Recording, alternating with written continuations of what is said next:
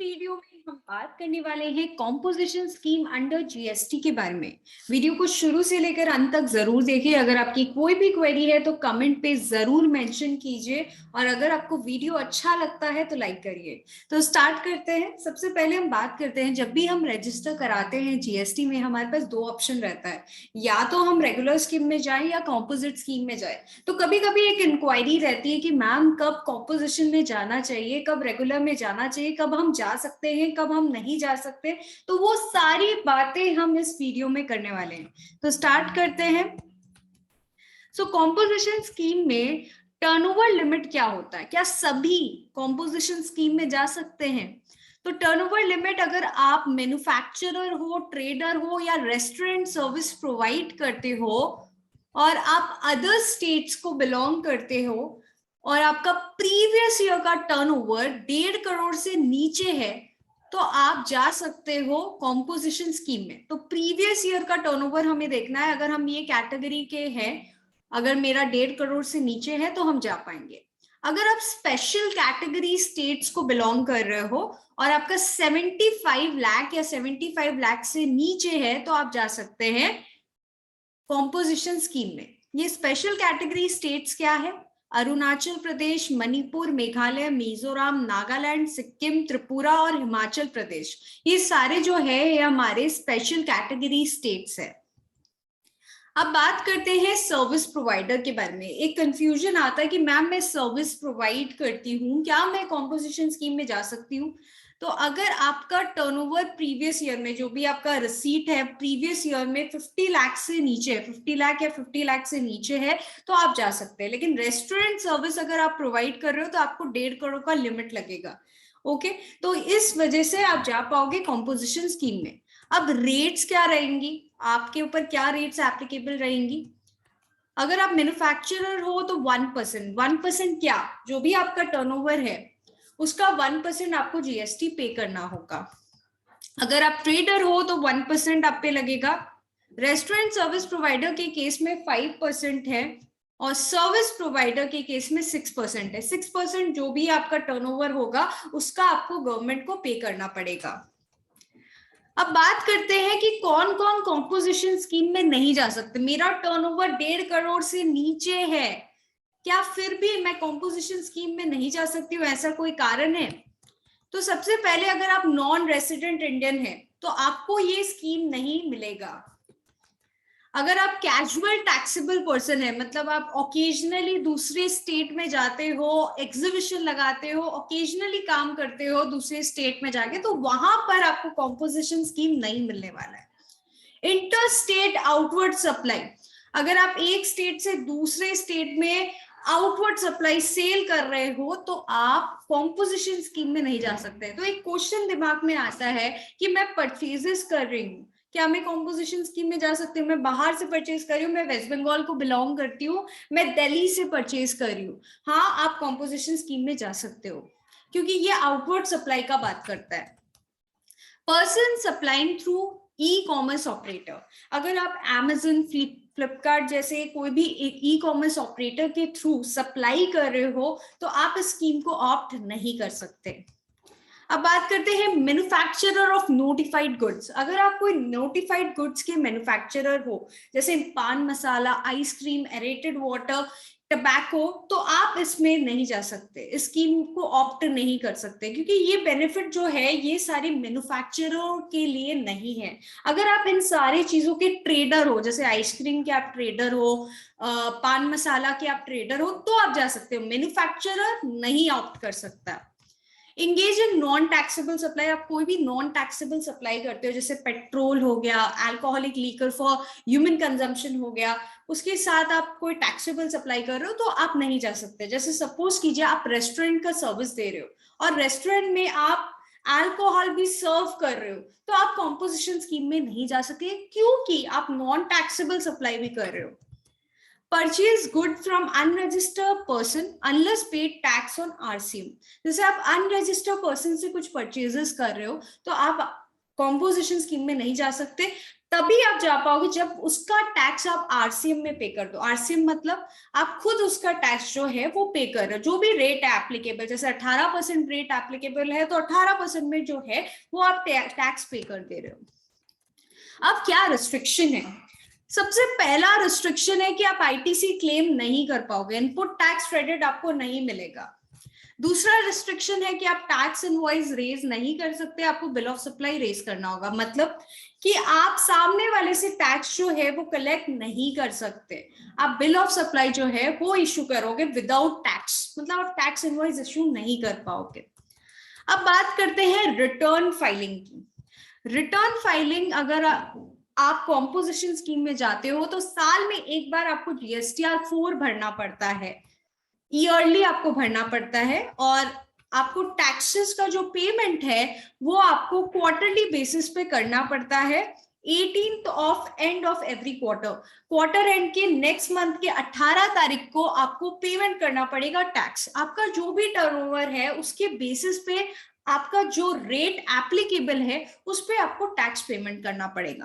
तो एक नटशेल में बताऊं तो आप manufacturer, trader, restaurant, service provider हो तो आप जा सकते हो कॉम्पोजिशन स्कीम में। शर्त है कि आपका प्रीवियस ईयर का टर्नओवर क्या है और आप क्या इन कैटेगरी ऑफ पर्सन तो नहीं हो, जैसे NRI, casual taxable person, interstate, outward supply, ये सारी चीजें अगर आप नहीं कर रहे तो आप जा सकते हो कॉम्पोजिशन स्कीम में। लेकिन रिस्ट्रिक्शन भी है कि आप सामने वाले को टैक्स इनवॉइस नहीं देख सकते, आप आईटीसी जो है वो क्लेम नहीं कर सकते, तो ये सारी रिस्ट्रिक्शन भी है। तो अब बात करते हैं क्या डिफरेंस है, क्यों कोई कॉम्पोजिशन में जाना चाहेगा, क्यों रेगुलर में जाना चाहेगा, देखते हैं। रेट्स ऑफ टैक्स हायर होता है, 5, 12, 18, 28। ये जो सर्विसेज या गुड्स में जो भी रेट एप्लीकेबल है वही रेगुलर स्कीम में लग जाता है, दैट इज 5, 12, 18, 28, डिपेंड करता है कौन सा गुड्स या सर्विसेज प्रोवाइड कर रहे हो। कॉम्पोजिट स्कीम में अगर आप मैन्युफैक्चरर, ट्रेडर हो तो 1% है, सर्विस प्रोवाइडर हो तो 6% है, रेस्टोरेंट के केस में 5% है। इनवॉइस रेगुलर में आप रेज करते हो, सामने वाले से टैक्स कलेक्ट करते हो और गवर्नमेंट को देते हो। लेकिन कॉम्पोजिट स्कीम के केस में आप टैक्स इनवॉइस रेज नहीं कर रहे हो, आप सिंपली बिल ऑफ सप्लाई करते हो। आईटीसी जो है रेगुलर के केस में आप क्लेम कर सकते हो, लेकिन कॉम्पोजिट के केस में सीन्स आप सामने वाले से टैक्स कलेक्ट नहीं कर रहे हो तो आपको आईटीसी का बेनिफिट भी नहीं मिलता है। रिटर्न फाइलिंग थोड़ा कॉम्प्लिकेटेड है, रेगुलर में मंथली और क्वार्टरली वो डिपेंड करता है। कॉम्पोजिट में कंप्लायंस जो है वो ईयरली है, इतना कॉम्प्लिकेटेड नहीं है। तो इन रीजन की वजह से कि लोअर रेट है और इतना कंप्लायंसेस का इशू नहीं है तो आप जा सकते हो कॉम्पोजिट स्कीम में। अब थोड़ा हम देखते हैं बिल ऑफ सप्लाई कैसे लगता है। जैसे आप देखिए यहाँ पर जो है आइटम का डिस्क्रिप्शन आपको दिया गया है, लेकिन इसमें टैक्स जो है कलेक्ट नहीं हो रहा है, और ऊपर में बिल ऑफ सप्लाई जो है वो मेंशन किया गया है। ठीक है, आपके पास जीएसटीएन नंबर तो है लेकिन आप सामने वाले से फिर भी टैक्स कलेक्ट नहीं कर पा रहे हो बिकॉज आप कॉम्पोजिशन स्कीम में हो। तो ये था हमारा बिल ऑफ सप्लाई। अब आगे चलते हैं। अब हो सकता है कि कोई भी इंसान कुछ अमाउंट ऑफ सर्विस भी प्रोवाइड कर रहा है, थोड़ा सा सर्विस, प्योर सर्विस नहीं, थोड़ा सा अमाउंट ऑफ सर्विस भी प्रोवाइड कर रहा है, तो उस केस में उस पर जीएसटी का कौन सा रेट एप्लीकेबल होगा, कॉम्पोजिट का कौन सा रेट एप्लीकेबल होगा। तो 1% ऑफ द टर्नओवर वो दे सकता है, provided the turnover of service does not exceed 10% of total turnover in previous year or 5 lakh whichever is higher। जो टर्नओवर है आपकी सर्विस की वो 10% ऑफ द टोटल टर्नओवर या 5 लाख से ज्यादा ना हो, तो विचएवर इज हायर उससे ज्यादा ना हो, तो आप कहां पर जा सकते हो, आप कॉम्पोजिशन स्कीम में 1% रेट में जा सकते हो। अगर आप कोई मैन्युफैक्चरर हो, ट्रेडर हो, थोड़ा सा सर्विस आप प्रोवाइड करते हो तो वो आपको देखना है कितना अमाउंट ऑफ सर्विस आप प्रोवाइड कर रहे हो। अब can composite dealer do interstate stock transfer, ये क्वेश्चन बहुत आता है कि मैम मैं सेल नहीं कर रही हूँ, मैं स्टॉक का ट्रांसफर कर रही हूँ। तो देखिए स्टॉक ट्रांसफर में भी जीएसटी एप्लीकेबल है, तो उस केस में क्या बोला गया है, interstate outward supply shall also include stock transfer. मतलब interstate outward supply stock transfer भी इंक्लूड करता है, इसलिए आप स्टॉक ट्रांसफर अगर करते हो आउटसाइड द स्टेट तो आप कॉम्पोजिशन स्कीम में नहीं जा सकते। I am a dealer of ice cream, पान मसाला और tobacco product, can I go for composition? मैं ये सारी चीजों का डीलर हूं। तो डीलर जो होता है वो एलिजिबल होता है, लेकिन मैन्युफैक्चरर अगर आप हो, आइसक्रीम, पान मसाला या टोबैको प्रोडक्ट के मैन्युफैक्चरर हो, तो आप नहीं जा सकते कॉम्पोजिशन स्कीम में। I want to opt composition scheme at the middle of the year. Can I do so? अचानक से मुझे लगा कि मुझे composition scheme में जाना है at the middle of the year. क्या मैं जा सकती हूँ? No, the taxpayer shall have the option to adopt composition scheme before the beginning of the relevant financial year. जो भी financial year है उसके beginning में ही आप opt कर सकते हो कि आप regular में उस साल जाना चाहते हो या composite में जाना चाहते हो। अब regular या composite, अब स्किलशॉट का जो है दिल्ली में ब्रांच है, कोलकाता में है, बैंगलोर में है। दिल्ली में वो ऐसा हो सकता है कि रेगुलर में जाए, कोलकाता में कॉम्पोजिट में, और बैंगलोर में रेगुलर में। और ये केस है कि ऐसे वो किसी किसी स्टेट में रेगुलर में है, किसी किसी स्टेट में कॉम्पोजिट में, ऐसा हो सकता है कि ये क्वेश्चन है। अब सेकंड सिनेरियो क्या है कि स्किलशॉट दिल्ली, कोलकाता और बैंगलोर में उसका ब्रांच है। दिल्ली में वो रेगुलर में है, कलकत्ता में रेगुलर में, और बैंगलोर में रेगुलर में। वैसे ही सेम दिल्ली में वो कॉम्पोजिट में है, कोलकाता में कॉम्पोजिट में है, और बैंगलोर में कॉम्पोजिट में है। तो ये जो फर्स्ट केस है इसमें मिक्स सिनेरियो है, कहीं रेगुलर कहीं कॉम्पोजिट, और ये दोनों केस में वो सब जगह सेम है, रेगुलर है तो रेगुलर है, कॉम्पोजिट है तो कॉम्पोजिट है। तो देखिए ये जो सिनेरियो है ये एप्लीकेबल नहीं है कि आप कहीं कॉम्पोजिट में हो, एक ही पैन में आप ऐसे नहीं कर सकते कि कहीं आप जो है कॉम्पोजिट एक ही जीएसटीएन नंबर के अंडर कहीं रेगुलर में हो, आप ऐसे नहीं कर सकते। आपको या तो रेगुलर में आना होगा या आपको कॉम्पोजिट में आना होगा, ठीक है। एक ही पैन में आप अलग अलग ऑप्शन अप्लाई नहीं कर सकते। तो ये एक चीज है, ये आपको ध्यान रखना है कि या तो आप सिर्फ रेगुलर में जा सकते हैं या सिर्फ कॉम्पोजिट में जा सकते हैं विद इन अ पैन। अब बात करते हैं रिटर्न फाइलिंग की, जो मैं कर ही चुकी हूँ। CMP 08 18 of next month of quarter and, मतलब क्वार्टर एंड के नेक्स्ट मंथ, जैसे अप्रैल मई जून, जून का जो अप्रैल में जून का क्वार्टर है उसका 18 जुलाई जो होगा आपका ड्यू डेट होगा। आपको पेमेंट करना पड़ेगा किस बेसिस पे? अगर आप मैन्युफैक्चरर हो तो 1% ऑफ टर्नओवर आपको पे करना पड़ेगा। GSTR 4 के केस में आपका एनुअल रिटर्न है, ये कॉम्पोजिशन स्कीम का आपको एक ही बार भरना पड़ेगा। ईयरली रिटर्न है, ईयरली रिटर्न आपका जाएगा 30 अप्रैल ऑफ सक्सीडिंग ईयर, ठीक है। 30 अप्रैल को जाएगा। जैसे सपोज कीजिए 20-21 का ड्यू डेट होगा, 30 अप्रैल 2021, ठीक है। तो ये आपको समझ में आ गया होगा कि रिटर्न फाइलिंग बहुत ही सिंपल है as compare to regular. Regular में थोड़ा झमेला है, GSTR 1, 3B बहुत झमेला है, लेकिन कॉम्पोजिट में इतना झमेला नहीं है। अब conversion from composite to regular, अब हो सकता है कि मेरा प्रीवियस ईयर का टर्नओवर 1.5 करोड़ से नीचे था तो मैं कॉम्पोजिट में चली गई at the beginning of the year, लेकिन बीच में मेरा टर्नओवर एक्सीड कर गया तो अब मैं तो रेगुलर में मुझे जाना ही पड़ेगा। लेकिन रेगुलर में जाने से पहले मुझे क्या क्या फॉर्मेलिटीज करना है वो देखते हैं। तो मुझे CMP 04 फाइल करना है अगर मैं कॉम्पोजिट से रेगुलर में जाना चाहती हूं तो।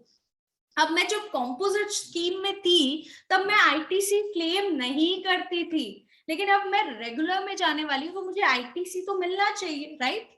तो उस केस में मुझे ITC 01 फाइल करना पड़ेगा, जिसमें आपको डिटेल देना पड़ेगा stock of input and input contained in semi finish goods of finish goods held in stock on the date on which option is withdrawal or denied within a period of 30 days from the date of option is withdraw. जैसे ही आप option withdraw करते हो, आप regular में जाते हो, तो 30 दिनों के अंदर आपको ITC 01 भरना है।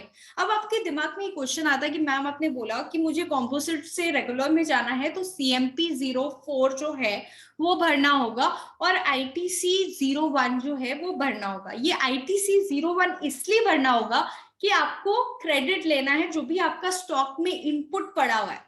तो किस किस चीजों का क्रेडिट मिल जाएगा आपको? Input held in stock semi finish goods और फिनिश गुड्स में जितना भी आपका टैक्स पड़ा हुआ है, इनपुट टैक्स, उसका मिल जाएगा।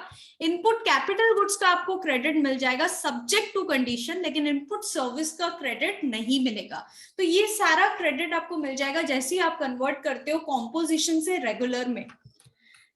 Shall be entitled to take credit of invoices in respect of input lying in stock on the day immediately preceding the above mentioned event। जैसे ही आप कंपोजिट से रेगुलर में जाते हो, जितना भी आपके स्टॉक में इनपुट पड़ा हुआ है उसका आपको आईटीसी मिल जाएगा subject to condition. No credit is available for more than 1 year old invoice in respect of input issued before the event. मतलब 1 साल पुराना इनवॉइसेस तक का ही आपको मिल सकता है। 1 साल से ज्यादा कोई भी इनवॉइसेस पुराना है, स्टिल वो आपके स्टॉक में पड़ा हुआ है, तो उसका क्रेडिट आपको नहीं मिलेगा। ठीक है, तो जो भी इनपुट आपके पास है अगर वो 1 साल तक ही पुराना है, जो भी आपका कंपोजिट से रेगुलर आप जब कन्वर्ट कर रहे हो उसके 1 साल पहले का जो भी पुराना इनवॉइसेस है, 1 साल तक का जितना भी है उसका आपको क्रेडिट मिलेगा। ज्यादा पुराना, 1 साल से ज्यादा पुराना इनवॉइसेस का आपको नहीं मिलेगा, ये आपको ध्यान रखना है। और कैपिटल गुड्स के केस में सर्टेन परसेंटेज से रिड्यूस करना है। ये मैं एक सेपरेट वीडियो बनाऊंगी जिसमें आपको बताऊंगी कैसे आप कैपिटल गुड्स का क्रेडिट क्लेम कर सकते हो जब आप कंपोजिट से रेगुलर में जाते हो। तो ये याद रखना है हम लोग को कि हम लोग को क्रेडिट लेना है, लेकिन हम लोग इनपुट का ले सकते हैं और कैपिटल गुड्स का ले सकते हैं, इनपुट सर्विस का क्रेडिट नहीं ले सकते। और इनपुट का भी 1 साल तक का ही हम लोग ले सकते हैं, जो भी 1 year ओल्ड इनवॉइसेस है वो ही ले सकते हैं। उससे ज्यादा अगर ओल्ड हो रही है, 2 year या 3 year या 1 से ज्यादा कोई भी ईयर ओल्ड हो रही है इनवॉइसेस, उसका क्रेडिट हम नहीं ले सकते। अब हम रेगुलर से कॉम्पोजिट में जा रहे हैं। तो सबसे पहले आप जब रेगुलर से कॉम्पोजिट में जाते हो तो आपको इंटीमेट करना पड़ता है CMP 02 में, आपको फाइल करना पड़ेगा CMP 02 और आपको ITC 03 फाइल करना है। आपने जब कॉम्पोजिट से रेगुलर में आप गए थे तब आप ITC 01 फाइल किए थे। क्यों फाइल किए थे? क्योंकि आपको क्रेडिट लेना था। लेकिन इस केस में जो भी आपके पास क्रेडिट पड़ा हुआ है वो तो आपको मिलेगा नहीं ना, क्योंकि आप रेगुलर से कॉम्पोजिट में जा रहे हो। कॉम्पोजिट स्कीम में ITC नहीं मिलता है तो आपको क्रेडिट तो मिलेगा नहीं। तो उस केस में on switching to composition scheme the register person shall pay an amount by way of debit and electronic credit or cash ledger equivalent to the credit of input tax in respect of input held in stock, input contained in semi-finished good, input contained in finished goods, capital goods reduced by such percentage point on the day immediately preceding the date of exercising such option। तो जैसे ही आप regular से composite में जाओगे, जितना भी आपके पास credit पड़ा हुआ है वो आपको गवर्नमेंट को वापस से पे करना पड़ेगा। जितना भी आपका स्टॉक पड़ा हुआ है उसका जो भी क्रेडिट बनता है वो आपको पे करना पड़ेगा गवर्नमेंट को, क्योंकि आपको कॉम्पोजिशन स्कीम में ITC मिलती नहीं है। तो आपको एक क्लियर व्यू मिल गया होगा कि मैम कॉम्पोजिशन स्कीम में हमें कब जाना है, कब हमें रेगुलर स्कीम में जाना है। कॉम्पोजिशन स्कीम में आपको तब जाना है जब आपका टर्नओवर प्रीवियस ईयर में 1.5 करोड़ से नीचे है। लेकिन आप एक क्वेश्चन पूछोगे, मैम मेरा टर्नओवर 1.5 करोड़ से नीचे है प्रीवियस ईयर में, मैं मैन्युफैक्चरर हूं या ट्रेडर हूं, लेकिन मैं जिसको सेल कर रहा हूं वो ज्यादातर B2B पार्टी है। B2B पार्टी मतलब ज्यादातर जो है वो सामने वाला GST में रेगुलर स्कीम में रजिस्टर्ड है। तो अगर मैं उसको बिल ऑफ सप्लाई देता हूं विदाउट GST चार्ज करे तो वो क्रेडिट नहीं ले पाता है, राइट? वो क्रेडिट कैसे लेगा? तो क्रेडिट का चेन जो होता है वो ब्लॉक हो जाता है। तो अगर आप B2B सेल कर रहे हो, किसी भी रेगुलर पर्सन को आप सेल कर रहे हो, तो आपको रेगुलर स्कीम में जाना चाहिए। अगर आप B2C सेल कर रहे हो तो उसको सामने वाले को क्रेडिट नहीं चाहिए। अगर किसी अनरजिस्टर्ड पर्सन को आप बेच रहे हो या कंज्यूमर को बेच रहे हो सामान, तो उसको क्रेडिट नहीं चाहिए, तो उस केस में आप कॉम्पोजिशन स्कीम में जा सकते हो। तो ये आपको देखना पड़ेगा कि आपके पर पहले एलिजिबल है या नहीं। एलिजिबल होते हुए भी आप कब नहीं जा सकते, और अगर आप ऑप्ट आउट करते हो तो क्या रूल्स एंड रेगुलेशन है। तो होप सो ये वीडियो आपको समझ में आया होगा। अगर आपकी कोई और क्वेरी है तो प्लीज कमेंट सेक्शन में लिखिए। नेक्स्ट वीडियो हम जरूर लाएंगे और डिटेल वीडियो आएगा। Thank you so much guys, hope ये वीडियो आपके लिए बहुत हेल्पफुल रहा हो।